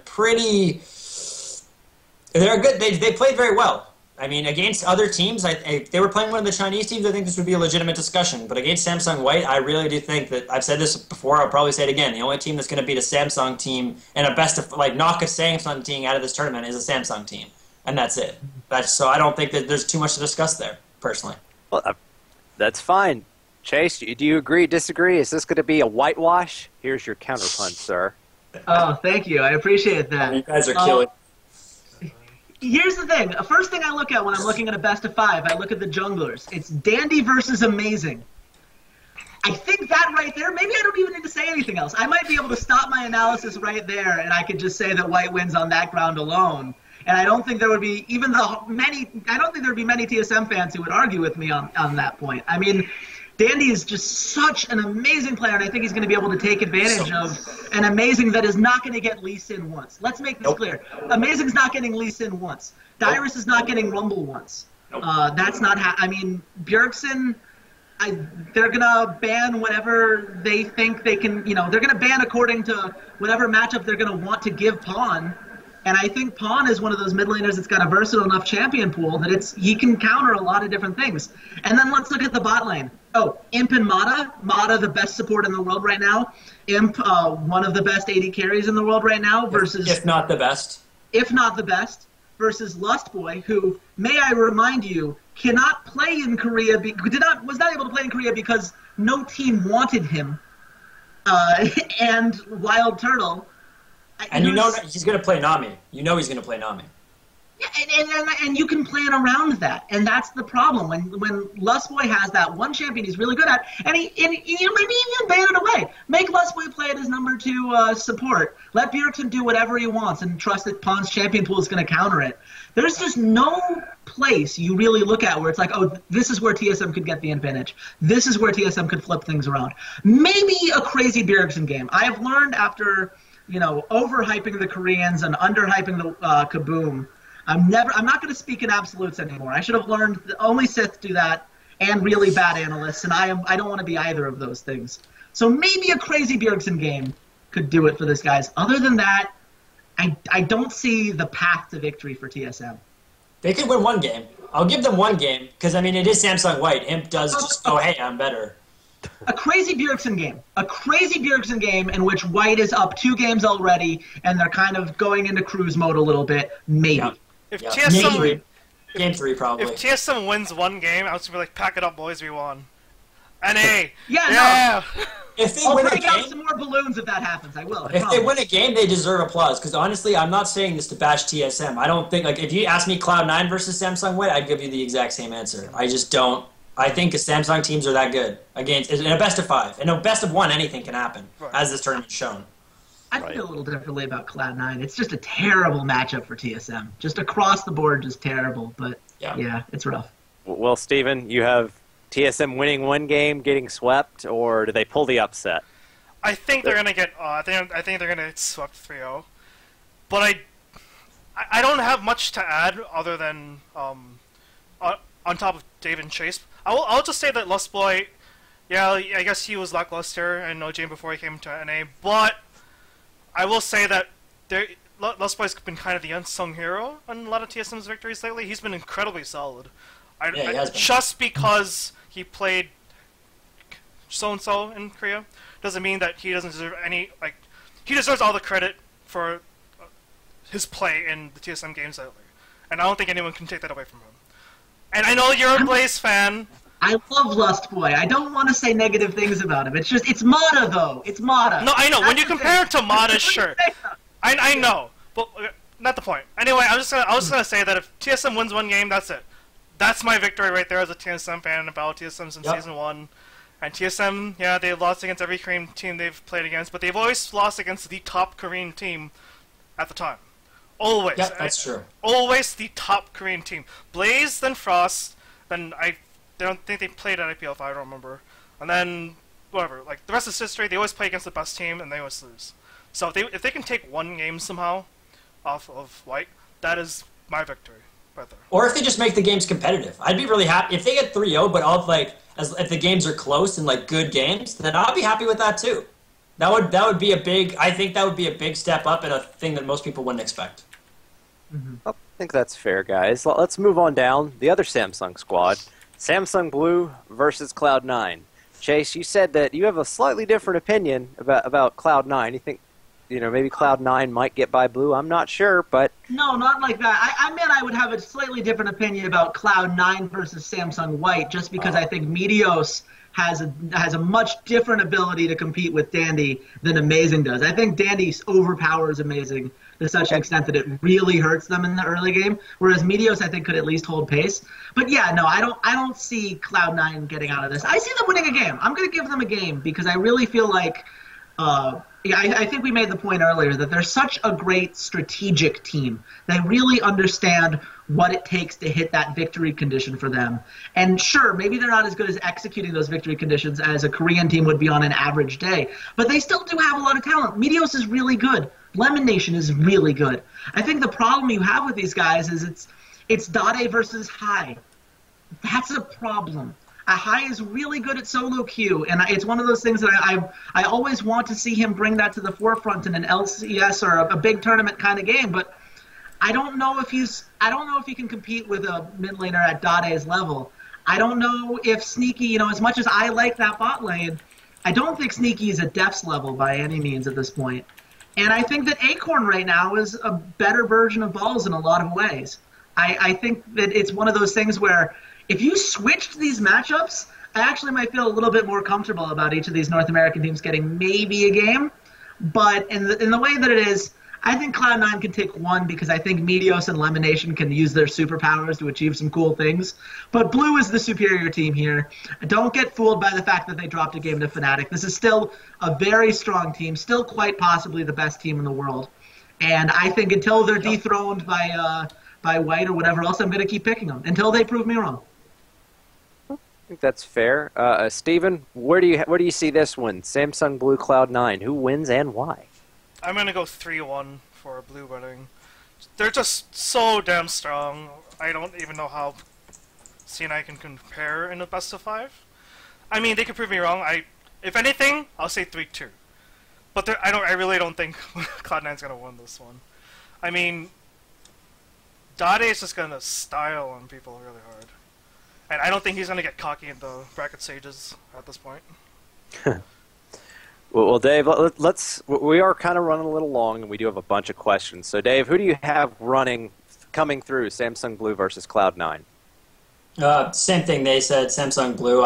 Again, Cloud9 proved that they can play from behind, so like Chase said, I can see them taking a game. I mean, they showed us they don't need to be able to team fight. They can pull some crazy stuff. But, yeah, more than a game, I find very, very, very difficult to believe. I think that's fair. Let's move on to the other half. Well, the other half of the bracket. And here's one that I think is pretty wide open. Starhorn Royal Club versus Edward Gaming rolls off on Sunday, the 5th of October. Dave, I'm going to keep going with you on this. Who wins this match, or this series, and why? This is a tough one. I've been thinking about it a lot.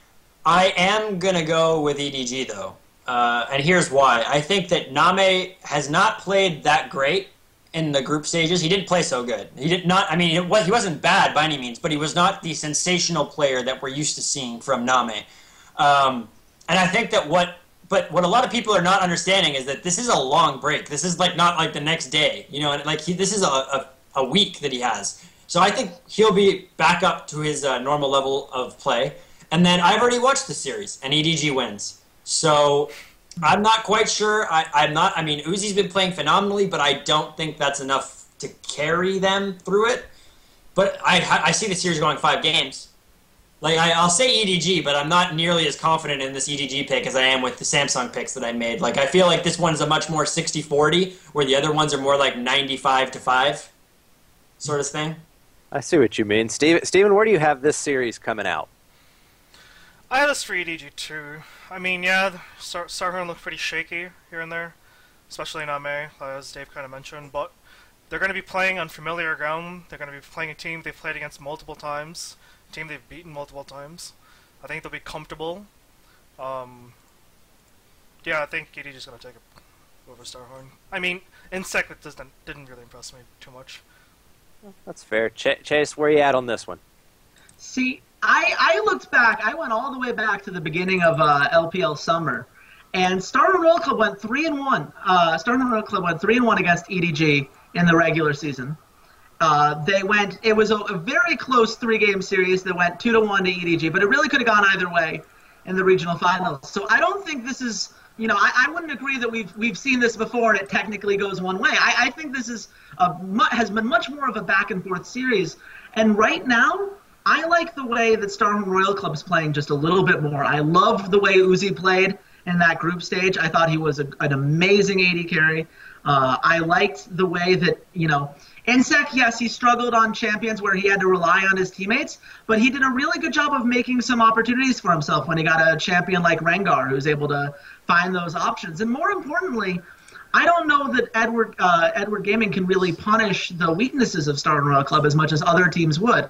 I mean, yeah, Cola is not a very good top laner, but is Koro one really that much better? Is that the guy that you're gonna rely to make the big difference? I mean, the big thing I would say is maybe Name goes Super Saiyan and just shuts up everyone who said that Uzi might be the best AD carry in China right now, and maybe Yu looks at Korn and goes, okay, let's have some fun here, and tries to completely overpower him. But I like Starhorn Royal Club just a little bit more because I like that bottom lane a little bit more, and I didn't see anything in Clear Love that I particularly enjoyed as well. I mean, sure, Insect didn't look great, but I didn't think Clear Love looked any better. So I'm gonna go 3-2 for Royal Club in the upset. I'm looking forward to being inevitably wrong, but I think you're right about it boiling down to the bot lane. Yeah. That's definitely the lane for this. That's the lane to watch. Mm-hmm. Well, all right, guys, let's finish up the quarterfinals. And you know what, Steven, I'll let you go first on this one. Najin White Shield versus OMG. Who wins and why? Dada wins in my heart, but Shield wins. Shield wins, man. I don't think OMG is going to be able to hard carry Dada through Shield. I don't think that's a possibility. That's one man down. I mean, I just don't see it. That's fair. Dave, you're shaking your head. Are you on the Najin White Shield train for this? Yeah, I think Dada's really not good. Not a good player at all. Like it's pretty bad. and the only thing that gives me a little bit of hope for OMG is I do think Cool could outplay Goon. That's what I'm kind of resting on. I mean, OMG does have incredible solo lanes, but Save is a monster, so I don't know how much Going is going to be able to do, but I am really excited for that matchup. That's probably the thing that's the reason I'm really happy about this quarterfinal, is I really wanted to see Going versus Save, and now I get to see it. So yeah. That's what I'm excited about, but I agree with Steven. Well, Chase, before I let you give us your pick, I do want to say we are about to move into our Q&A session, so if you have a question for myself or the three panelists, feel free to throw it out in chat, and it'll get passed to me, and we'll hopefully get it on the air. Anyway, Chase, finally, finish us off. Najin White Shield versus OMG. Who wins and why?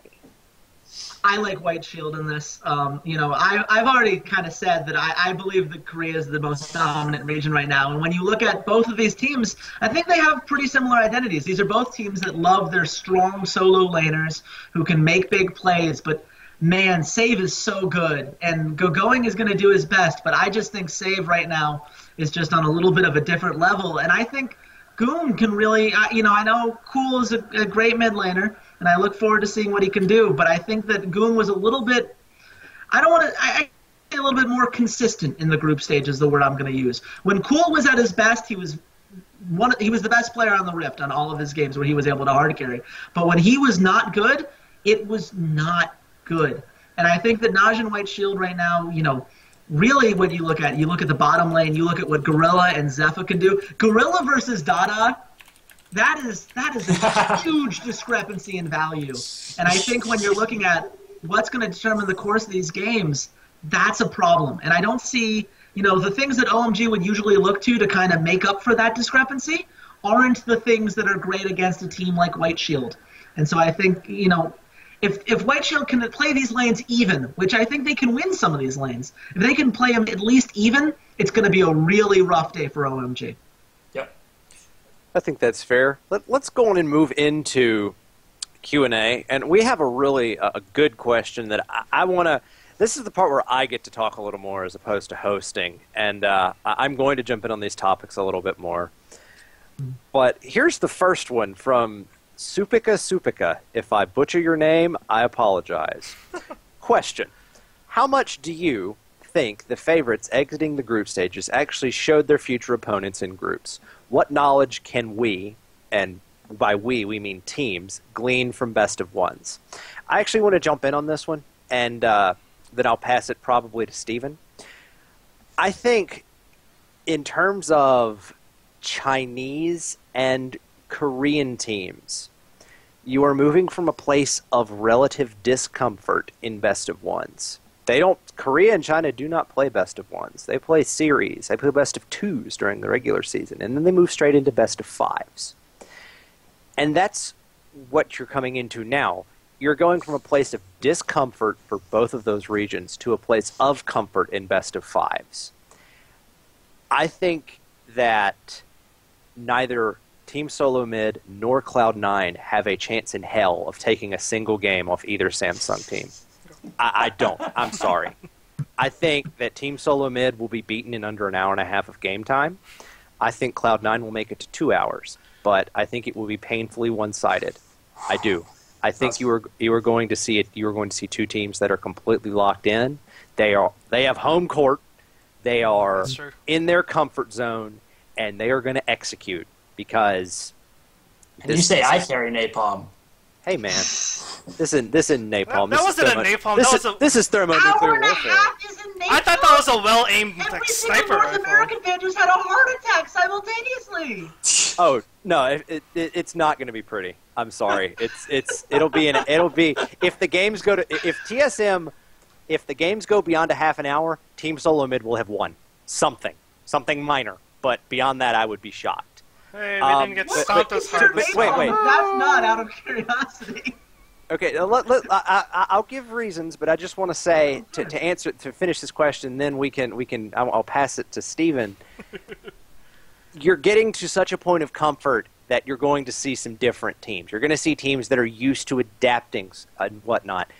And when you then compare it to a North American team, yes, they've started playing best of fives. Yes, TSM is known for they've been practicing best of fives. I'm sure Cloud9's been doing it too.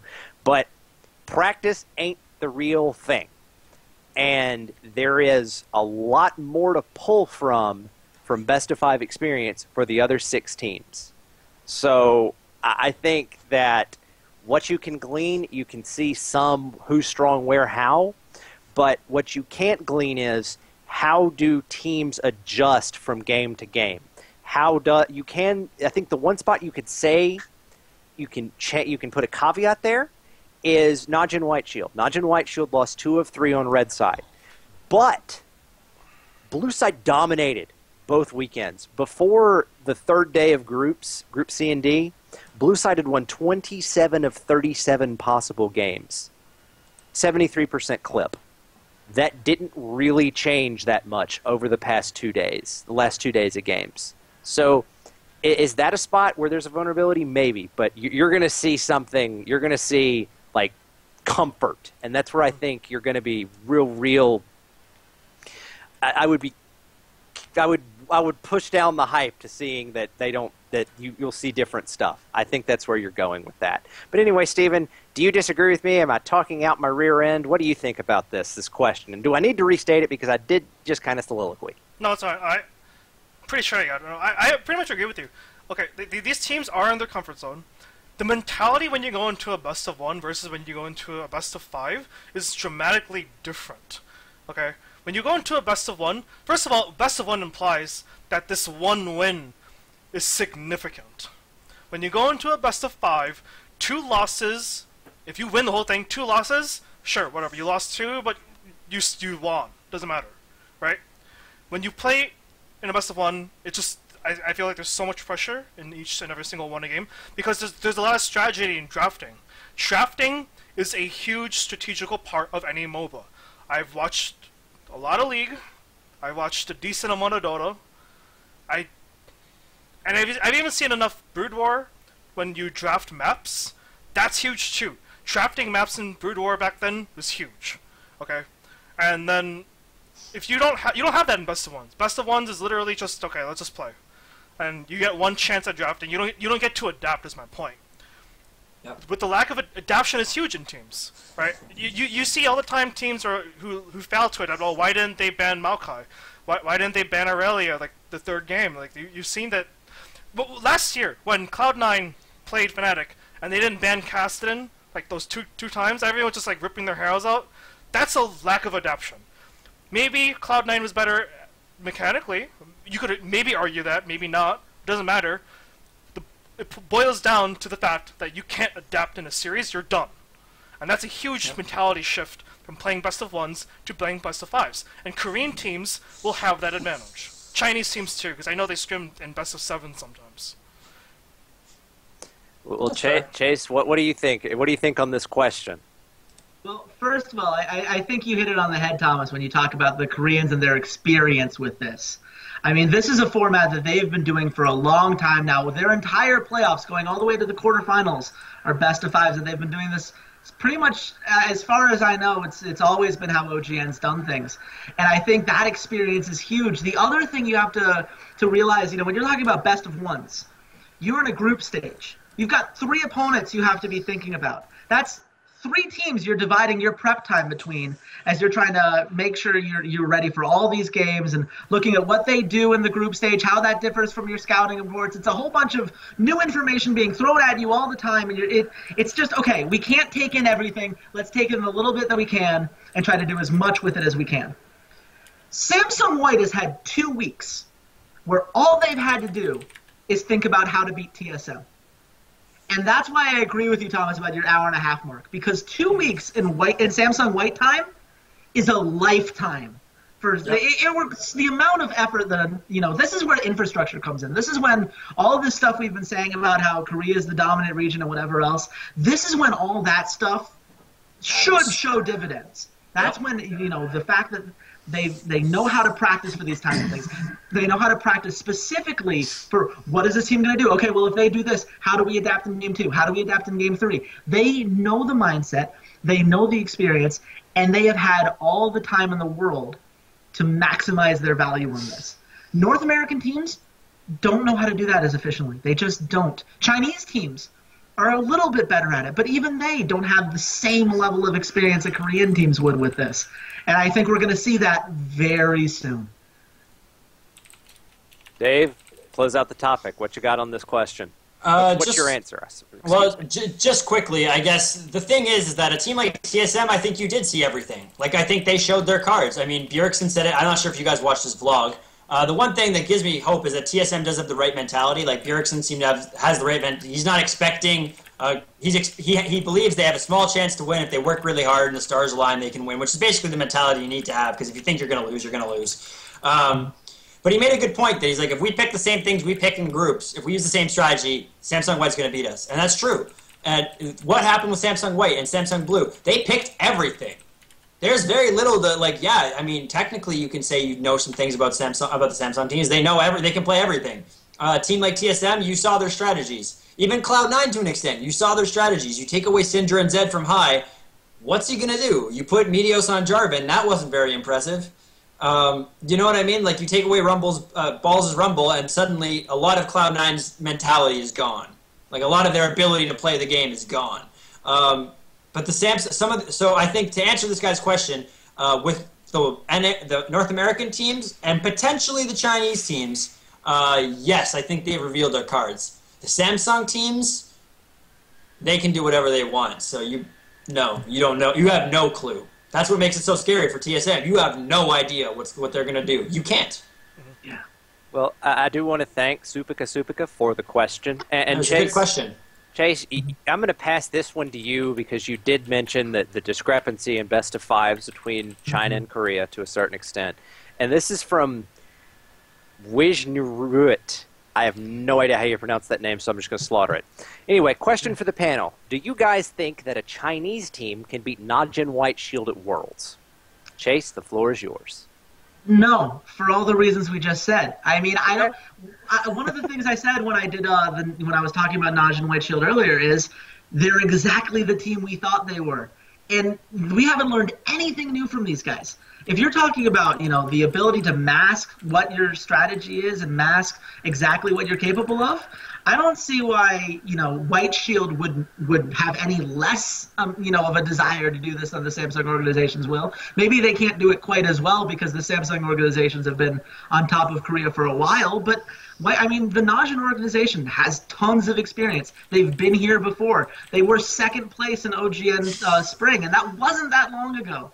This is a team that knows how to make these adaptations, and I think at the end of the day, with China, these teams have their notes. What are the three Chinese teams we're looking at? We're looking at EDG. We know that they're going to be trying to use their solo laners, and they're going to be trying to use Name to make a big impact. We know that that's going to be the focus.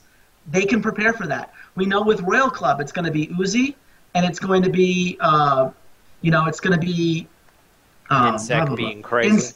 It's going to be Insect trying to go crazy on his own individually, but they have really weak solo laners. Certainly not going to be them, and I think they're the team that's going to make it out. And if you look at OMG, they were very inconsistent in that group stage. They had, some big issues there. Dada is not very good. And you point to any of these things, there are holes in all of these Chinese teams, not necessarily big holes. And let me put it like this: if a Chinese team is going up against a North American team, I'd be picking the Chinese team. I don't want to make it sound like I'm a Chinese hater. I don't like the region, or I have this problem with them. No. I picked Fnatic over OMG, but that's because I hate behind the scenes stuff, and I thought Dada was really bad. I was right on that. It just was still enough to get through because of all the stuff we talked about earlier. But I think when it comes to matching up against Korea, I don't think any region's at that point right now. Not in a best of 5, not with weeks of prep, not when they can dedicate all their time and energy to exposing these flaws that we can pretty easily point out at this point. Dave, do you agree, disagree? You know, Yeah, Chase just said everything I would basically have said. So that's kind of how I feel too. That's how I feel. Giving you a chance. yeah, there's no need Glad for to me be to here. say. There's not really need to say anything. That's correct. All that's correct, basically, in my opinion. So. I think that's fair. We did get one question. This is an interesting one that I'm going to weigh in on, but I don't have much insight except for speculation. It's from Nefarian. He says, or he or she says, I heard Brazilians like Korea for some reason. Do you know why? My guess, and again, this is a guess, is obviously Brazil is going to look up to Korea as something to aspire to, as a region. But even more than that, you've seen some Korean imports. Wickd had a couple, and there have been others as well that have come over in the past 6 to 8 months. So you have that natural connection. So you see a Korean on your favorite team. You want to learn where he came from, what's league like over there, yada yada yada. And that's just the fan level. You can then have casters that want to tell these stories. Oh, so and so did this and this and this in Korea. Then he came over and is doing this now. I mean, those are ready-made storylines to start off a cast. So if I had to guess, that's why I would think that Brazilians like Korea a lot. But Chase, I know you had some insight on Kabum. Do you have anything else to add on this? Do you have any other knowledge you could give us? I mean, I'll say this: the largest population of Korean ancestry in Latin America is in Brazil. So I think that might have something to do with it. There actually is the first thing when you type in Korea, Brazil, it shows up the Wikipedia page of the Korean Brazilians. They have a pretty interesting kind of history there. So I guess there's going to be some of that. Anything else? I mean, great barbecue. I don't know why people like Korea. They're great. It's a nice country. They've got, it's the food, and I think some of it's like what you said. I think if you're looking for a region to look up to, a region that they can be, a region that's passionate about esports. I mean, what defines Brazil at the end of the day? It's their passion for everything. Look at their World Cup. Look at when the World Cup happened in Brazil. I mean, that was some of the most passionate people in the world celebrating those guys, which is why their defeats were like the toughest defeats in the world for them. And I think if you look at what's the equivalent of that in esports, it's got to be Korea. I mean, look at what Inven went when Najin White Shield dropped a game. Oh my God! When Blue lost to Fnatic, it was like a bomb had gone off. Like, people were terrified. Like, how could this happen? This is crazy. This is insane. They love their teams, and I think if you're Brazil, you've got to relate to that passion. I think that's something that they can kind of share together. So that's my take on it at the very least. Absolutely. Stephen, I know you had mentioned Emily's Kabum article. Emily Rand, GG Chronicle writer. Give her a follow on Twitter. I think it's at Emily _ or at Emily GGC or GGC Emily. Help me out, Steve. Emily at GGC. Okay, I knew there was something there. Give her a follow. Really, great insight in both Korea and even Brazil to a certain extent. Did you glean anything else from her story that might explain Nefarian's question or answer his question? From the article alone, I would pretty much agree with you, Thomas. But by the way, Superka, that's Emily. Just the first question we got, that's from Emily. But back on point, my insight actually comes from my background in... I used to be a part of the fighting game community. Way back when I first kind of got into esports, I got into Brood War and fighting games at the same time. And Brazilians were probably one of the best regions in the world when it came to fighting games. Like, there was... Okay, so League of Legends, imagine that it was global, right? Like, there was no region locking. There was a client called GGPO, and it still exists for all fighting games. And in every game, Brazilians are everywhere, and they're wrecking everyone. And they have a huge respect for the Japanese esports scene, in fighting games at least, because the Japanese are so good at fighting games. So I would think it's a very similar level of respect when it comes to Korea. Obviously, Koreans are the best. They respect them. They revere them. They love their passion. I think it's a similar thing. Like, they like Japan because fighting games, and then Brazilian League fans love Korea because of League of Legends. They're just that good. It's a huge level of respect, and that's what I can try and guess at. Well, I think that's fair. Dave, do you have anything on this? Not that one of them didn't say, basically. I mean, it's That's exactly it. Passion and respect, I think. Those are the two big things. I think that's fair. That's this question. Thank you, Nefarian, for the question, by the way. We do appreciate it. It's just, I apologize, we can't give you a harder, a more concrete answer than that. Well, guys, I think that's it for questions. Let me double-check our chats real quick. And that is it. We do have some other questions, but we covered those during the course of the show, and we all running a little bit long. So I'm going to go on and start spinning the show down. Dave, I'm going to pass the mic over to you first. For any shout-outs, anything you want to say. 30 seconds of FaceTime. Go. Well, shout-outs to Paravine Network for putting this on, as usual. Everyone in our back chat, Andy and those guys for doing what they do. That's important. To the Toronto League of Legends community, to the mods that let me post this there, despite not allowing stream links normally. Thank you, because, we're just trying to get this out there, so appreciate that. And it's a great community to be a part of. If you're from Toronto or Ontario, I highly recommend it. They put on great events and stuff like that, so it's a lot of fun. And shout out to you guys for being interesting, and everyone who watched, because you put up with us for 2 hours. So thank you. We appreciate it. Much love. Steven, 30 seconds of FaceTime starts now. Shout out to the audience for putting up with us, like David said, and putting up with my disconnect issues that kind of lagged the stream for a little bit, but seriously. Shout out to anyone who contributes to esports. I can't ask for a better community. Yep. All right, Chase, 30 seconds of FaceTime. Go. Yeah, shout out to all the people behind the scenes, Andy and Sam and all those guys.